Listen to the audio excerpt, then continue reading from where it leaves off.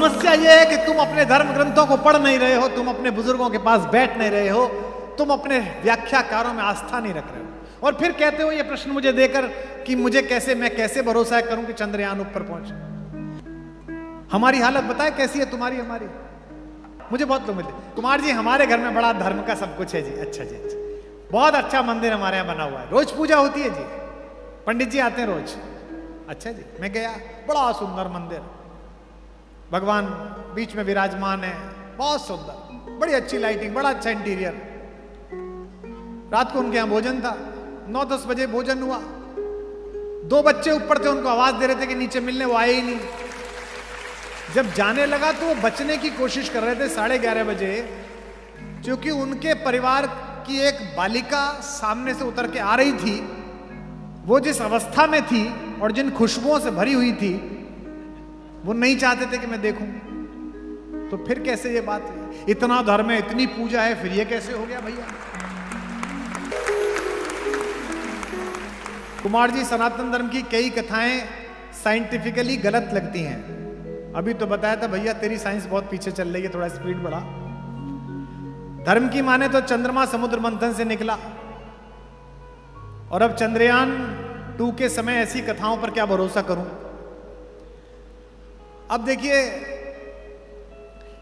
जितनी भी कहानियां हैं और जितनी ये राम की कहानी है, इसको मैंने कल भी कहा था, इसको सिंबॉलिक सीखिए। आप सबको पता है कि समुद्र का मंथन हुआ। समुद्र का मंथन माने देवताओं ने और असुरों ने कहा यार इसमें बहुत माल पड़ा है, निकाल लेते हैं। ये कैसे पता था कि तेल कहां निकलेगा? सैटेलाइट के बाद से पता चलना शुरू हुआ। आज भी बहुत सारा भारत में आयरन ओर पड़ा हुआ है, जगह जगह गोल्ड पड़ा हुआ है, पता नहीं है, निकालेंगे। जब समुद्र मंथन हुआ तो आप सबको पता है कि 14 चीजें निकली। पता है आपको? विष, कामधेनु, उच्चैश्रवा नाम का एक घोड़ा, ऐरावत नाम का हाथी जो इंद्र ने ले लिया, कौस्तुभ नामक मणि, कल्प वृक्ष, अप्सरा निकली रंभा, उसके बाद लक्ष्मी निकली, उसके बाद वारुणी यानी कि शराब निकली, फिर चंद्रमा निकला, फिर पारिजात का पेड़ निकला, पांचजन्य नामक एक शंख निकला जो भगवान श्री कृष्ण के पास चला गया, और धन्वंतरी निकले अमृत का कलश लेकर। पता है सबको 14 रत्न निकले। आज तक आपने 14 रत्न सुने होंगे। मुझे यह बताइए ऐसे क्यों निकले कि पहले विष निकला फिर कामधेनु निकली? ऐसे भी तो होता था, पहले कामधेनु निकल आती, बल्कि ज्यादा अच्छा होता पहले शराब निकलती, पीपा के छुट्टी। पहले कालकूट विष निकला।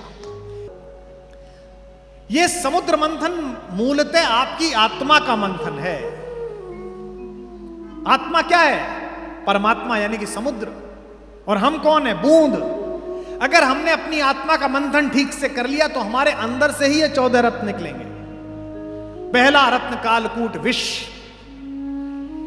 यानी कि अगर आपने अपनी यात्रा के पथ में दुनिया का उपहास, दुनिया की निंदाएं, इसका विष पी लिया और आगे चले तो यात्रा प्रारंभ हो गई। पहला रत्न आपका।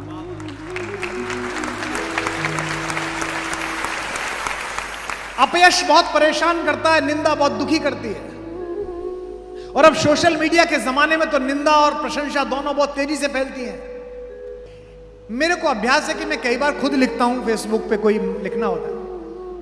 बंबई जा रहा था, मैंने कुछ लिखा, मेरी आदत है, जो मुझे फॉलो करते हैं वो देखते हैं, मैं लिखने के बाद 3-4 बिंदी लगाता हूं, वाक्य समाप्त नहीं करता, यानी कि कहता हूं आगे बढ़ेगी बात।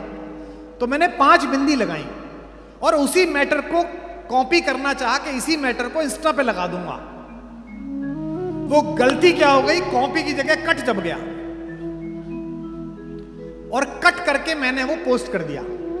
उसी समय वो बच्ची बोली कि सर मोबाइल बंद कर लीजिए, तो मैं चेक भी नहीं कर पाया। अब हालत यह कि 5 बिंदी लगी हुई हैं और पोस्ट हो गई। आपको आश्चर्य होगा, मैं बंबई उतरा तो मैं 10 मिनट तक हंसता रहा, नीचे 2700 कमेंट। यही तो विद्वान आदमी की पहचान है। हा हा हा। कुमार जी मन जीत लिया। क्या पंच तत्व की व्याख्या करी है आप। एक कह रहा नहीं नहीं पंच तत्व की नहीं, इससे तो ऊपर उठ गए, ये 5 ज्ञानेंद्रियों के बारे में बात की जा रही है। ये कालकूट विष है अपमान का, यह जगत की निंदा का विष है। अगर आपने इसे जीत लिया, पहला रत्न, अगला रत्न जो आ रहा है उसे भी आप देखेंगे, अगर आपने इसे जीत लिया तो आपको क्या मिलेगा? कामधेनु, यानी कि आपको प्रतिभा की कामधेनु प्राप्त होगी। जब चाहा प्रतिभा का दूध निकाला और जगत को पिला दिया, तब आपको प्राप्त होगी। तीसरी चीज क्या हो गई? अब आपको प्रतिभा भी मिल गई। तीसरी चीज निकली समुद्र मंथन से उच्चैश्रवा नाम का घोड़ा, यानी कि आपने जगत की निंदा से भी खुद को बचा लिया कि लोग क्या कहेंगे, और आपने प्रतिभा को भी साध लिया कामधेनु के रूप में कि 24 घंटे मेहनत आप कर सकते हैं। तो फिर आपके संकल्पों को ऐसी गति मिलेगी जैसी उच्चैश्रवा नामक पंख जड़े हुए घोड़े के माध्यम से मिलती है। और अगर आपने संकल्पों को गति ले ली तो चौथी चीज क्या निकली थी?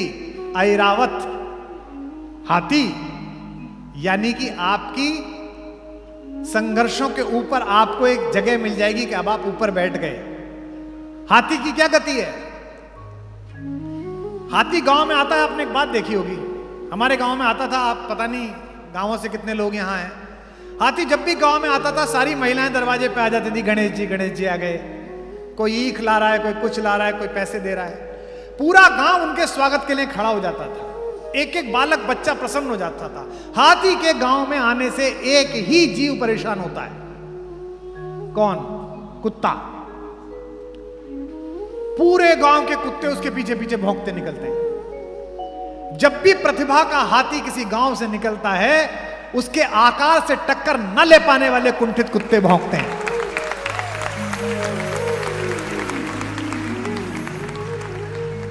और आश्चर्यजनक बात देखो, ये कुत्ते आगे नहीं भौंकते, ये पीछे भौंकते हैं। इन्हें पता है कि आगे अगर आ गए तो यहीं से उस लोक जाओगे जहां की कामना है।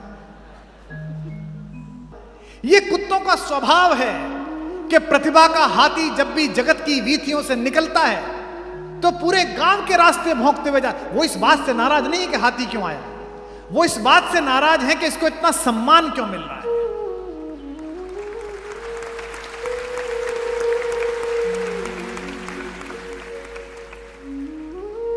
हमको तो लात पड़ती है, जिस दरवाजे जाओ दूर मार डंडा, अरे खाना रखा कुत्ता आ गया जरा डंडा मार देना। और एक ही है, दूसरे वो इस बात के लिए भी भौंकते हैं कि हम इतना भौंक रहे हैं और फिर भी इसकी चाल पर कोई प्रभाव नहीं पड़ रहा है, उसी मस्तानी चाल से जा रहा है। अगर आपके संकल्प को गति मिल गई तो यह हाथी का स्वभाव प्राप्त होगा। जब भी आपकी प्रतिभा के पीछे कुत्ते भौंके तो परेशान मत होना, क्योंकि आज तक किसी भी हाथी को भौंकते भौंकते कुत्ते अपने गांव से बाहर नहीं गए, उसी गांव में रह जाते हैं। उनकी इतनी औकात होती है कि वहीं तक रह जाए, क्योंकि उनकी एक हद है, उनकी सीमा है। कुछ देर तक भौंकेंगे और मुड़ने के बाद एक दूसरे की तरफ देखेंगे, अच्छा भौंका ना, बहुत अच्छा, बहुत सुंदर, और फिर एक दूसरे को प्रशंसा करते हुए आकर फिर उसी जुगाड़ में लग जाएंगे कि आज शाम खाना कहां हो। हाथी अगले गांव में आदर लेने के लिए चला जाएगा। इसीलिए कहते हैं स्वदेशे पूज्यते राजा, विद्वान सर्वत्र पूज्यते। राजा का सम्मान तो अपने देश में होता है, विद्वान का सम्मान हर जगह होता है।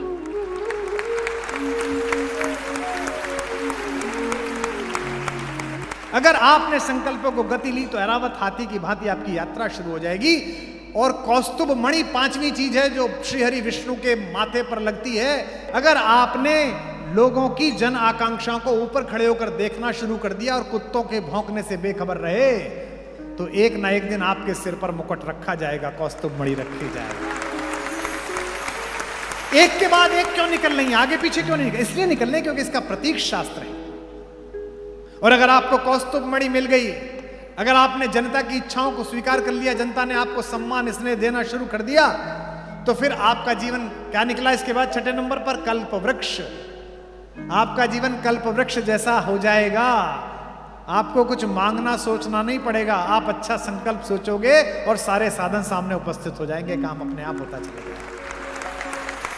जिन लोगों को भी मेरे प्रति शंका ये रहती है कि कैसे बनेगा भारत कुलम, मैं कहता हूं यात्रा चल रही है, अपने आप बनेगा। मुझे नहीं पता कहां से बनेगा, बन जाएगा। लेकिन जब ये सब हो जाता है तो इसके बाद फिर परीक्षा प्रारंभ होती है। 7वीं चीज निकलती है, अप्सरा, रंभा। रंभा कौन है? रंभा वासना है। अब आपको वासना खींचना प्रारंभ करेगी। वासना यानी कि जितना मुझे चाहिए उससे ज्यादा, यानी कि सबका मेरे पास हो, रावण तत्व, सबका मैं खींच लूं, सब चीज मेरे पास हो। और अगर आप इससे बाहर निकल आए तो फिर आपको देवी लक्ष्मी अर्थात धन और सामर्थ्य की उपलब्धि होगी। लक्ष्मी के आते ही आसुरी प्रवृत्ति, अपप्रवृत्ति ज्यादा सबसे पहले आएगी, यानी कि शराब, वारुणी सबसे पहले आएगी। दौलत का नशा सबसे पहले आया। मैंने कल सुनाया था ना, जो खानदानी रईस हैं वो मिजाज रखते हैं नर्म अपना, तुम्हारा लहजा बता रहा है तुम्हारी दौलत नई नई है। अगर लक्ष्मी ज्यादा आ गई तो फिर असुर प्रवृत्ति आएगी। और अगर इस पर कब्जा कर लिया तो वारुणी के बाद क्या निकला 10वें नंबर पर? चंद्रमा, यानी कि व्यवहार में शीतलता आ जाएगी। मैंने ऐसे बहुत लोगों को देखा है जिनके पास अपरिमित धन है, अपरिमित धन है, हिसाब नहीं है, लेकिन ऐसी बालकों जैसी शीतलता है उनके अंदर। और अगर शीतलता आ गई तो इसके बाद क्या निकलेगा? प्राजक्ता, पारिजात, यानी कि आपके कर्मों की खुशबू सब तरफ फैलनी शुरू हो जाएगी।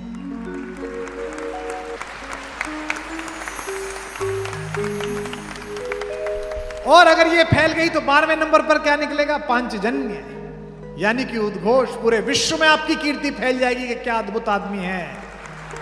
और इसके बाद निकलेंगे धनवंतरी, अमृत को लेकर, यानी कि एक समय ऐसा आएगा कि आप अपनी इच्छाओं से ऊपर उठ जाएंगे और आपकी आत्मा में, आपके शरीर में, आपकी जिह्वा में, आपके धन में ऐसा अमृत तत्व होगा कि जो दुखी आपके दरवाजे पे आए, आपके पास आए, उसका उपचार हो जाए, उसका जीवन सफल हो जाए। ये 14 रत्न। पर समस्या यह है कि तुम अपने धर्म ग्रंथों को पढ़ नहीं रहे हो, तुम अपने बुजुर्गों के पास बैठ नहीं रहे हो, तुम अपने व्याख्याकारों में आस्था नहीं रख रहे हो। और फिर कहते हो ये प्रश्न मुझे देकर कि मैं कैसे भरोसा करूं कि चंद्रयान ऊपर पहुंचे। हमारी हालत बताए कैसी है तुम्हारी, हमारी। मुझे बहुत लोग मिलते, कुमार जी हमारे घर में बड़ा धर्म का सब कुछ है जी। अच्छा जी, अच्छा, बहुत अच्छा मंदिर हमारे यहाँ बना हुआ है, रोज पूजा होती है जी, पंडित जी आते हैं रोज। अच्छा जी, मैं गया, बड़ा सुंदर मंदिर, भगवान बीच में विराजमान है, बहुत सुंदर, बड़ी अच्छी लाइटिंग, बड़ा अच्छा इंटीरियर। रात को उनके यहाँ भोजन था, 9-10 बजे भोजन हुआ। 2 बच्चे ऊपर थे, उनको आवाज दे रहे थे कि नीचे मिलने, वो आए ही नहीं। जब जाने लगा तो वो बचने की कोशिश कर रहे थे 11:30 बजे, क्योंकि उनके परिवार की एक बालिका सामने से उतर के आ रही थी। वो जिस अवस्था में थी और जिन खुशबुओं से भरी हुई थी, वो नहीं चाहते थे कि मैं देखूं। तो फिर कैसे ये बात हुई? इतना धर्म है, इतनी पूजा है, फिर ये कैसे हो गया भैया? एक बुढ़िया का बेटा विदेश चला गया, विधवा बुढ़िया का बेटा, नौकरी करने के लिए। उन दिनों टेलीफोन थे नहीं। 1-2 साल तो बुढ़िया ने, बेचारी ने काम चलाया। जब सब पैसा खत्म हो गया तो भीख मांगने लगी। 2-4 साल भीख मांगती रही। किसी ने कहा बुढ़िया से, अम्मा तेरा लड़का इतना नालायक निकला, गया नौकरी करने के लिए तो तेरी तरफ देखा भी नहीं। नहीं भैया ऐसा नहीं है, चिट्ठी भेजता है। बोले पैसे नहीं भेजता? बोले ना चिट्ठी भेजा है, कुछ रंगीन से कागज भेज दे, मैं तो उन्हें सजा के रख लूं कि बच्चे ने रखी है। बोले क्या कागज है?